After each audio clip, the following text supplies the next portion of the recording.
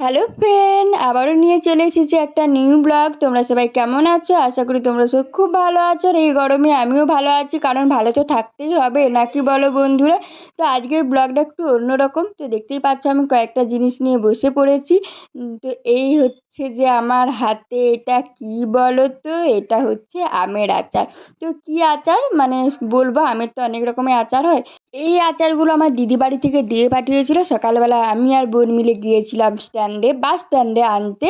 তো যাই হোক, মানে এখন তো প্রত্যেকের বাড়িতে আমের আচার হচ্ছে। কাদের কাদের বাড়িতে আচার হয়ে গেছে সেটা কিন্তু অবশ্যই কমেন্টে জানিও।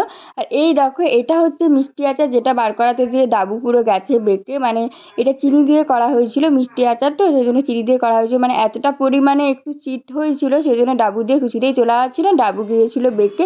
সেই জন্য বোন এনে দিয়েছিল একটা খুন্তি, খুন্তি দিয়ে তোলা সেরকমভাবে আমার সুবিধা হচ্ছিল না, শেষে আমাকে হাত দিয়ে তুলতে হয়েছিল।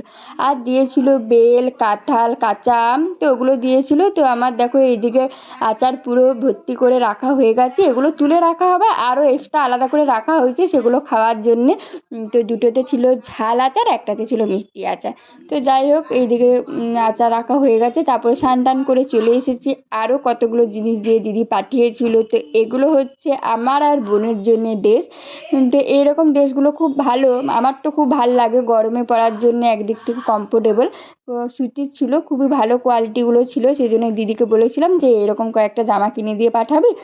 তো দিদি বলছে আচ্ছা ঠিক আছে দিয়ে পাঠাবো। তো দিদি এগুলো দিয়ে পাঠিয়েছে। তো জামাগুলো কেমন হয়েছে সেটা কিন্তু অবশ্যই কমেন্টে জানিও। আমি তোমাদেরকে বলি যে কমেন্ট করবে, তোমরা কিন্তু কেউ কমেন্ট করো না, কেন করো যদি না ভালো বলো না তো? লাগে সেটাও কিন্তু কমেন্টে জানাও যে এইটা ভালো লাগছে না, এই ভিডিওটার সমস্যা কোথাও যদি কিছু ভুল থাকে সেটা তোমরা জানাও। তোমাদের কেমন ভিডিও দেখতে ইচ্ছে করছে সেটাও কিন্তু কমেন্টে জানাও, তাহলে আমি সেরকম দেওয়ার চেষ্টা করবো। তোমরা যদি কিছু না বলো তাহলে আমি কি করে বুঝতে পারবো বলো? তো যাই হোক, তারপরে দুপুরে খাওয়া দাওয়া করতে বসে পড়েছি। মেনুতে ছিল সাদা ভাত, আলু মাখা, স্যালাড ছিল, একটা তরকারি ছিল, কচু দিয়ে তরকারি। কচু দিয়ে তরকারি তো আমার ভালো লাগে। আর ডিমের ঝোল ছিল। তারও কী কী ছিল বেশ। আর স্পেশাল যেটা হচ্ছে যে রায়তা, মানে আমার তো এটা খেতে ভীষণই ভালো লাগে। দইটা আমার খুব একটা ভালো লাগে না, দইয়ের থেকে রায়তাটা খেতে ভীষণ ভালো লাগে। বাড়িতে প্রতিদিন দই বসানো হয়, কিন্তু আমি দই দিয়ে রায়তা বানিয়েই খাই। তো কোনটা খাবো বুঝতে পারছিলাম না, আম খাবো না রায়তা খাবো। তো যাই হোক, খাওয়া দাওয়া হয়ে গেছে, এরপর বসে পড়েছি একটু টিভি দেখতে। তা আমরা মানে টিভি দেখতে দেখতে একটু গল্প করি, কোথায় কি হচ্ছে, কোন সিরিয়াল হচ্ছে। এখানে সিরিয়াল হচ্ছিল যে বাহা। তো আমরা বাহা খুব ছোটোবেলায় দেখতাম, যখন হয়তো আমরা 9-10-এ পড়তাম বা কখন পড়তাম ঠিক মনে নেই। সেই সময় বাহা দেখতাম, কিন্তু সেটা আবার এখন টিভিতে দেখা যাচ্ছে, সেটাই দেখছিলাম। তো সন্ধ্যাবেলায় একটু বোন বানিয়ে এনেছিল হচ্ছে চিড়ের পোলাও। মানে সন্ধ্যাবেলা টিফিনটা বেশিরভাগ বোনই বানায়, আর আমি বসে বসে খাই।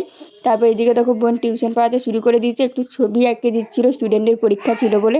তো যাই হোক, তারপরে রাতে খাওয়া দাওয়া করে চলে এসেছি। ভিডিওটা কেমন লাগলো অবশ্যই কিন্তু জানিও, ঠিক আছে? আর যদি ভালো না লাগে সেটাও জানিও। তো যাই হোক, সবাই ভালো থেকো, সুস্থ থেকো। দেখা হচ্ছে নেক্সট ভিডিওতে। টাটা।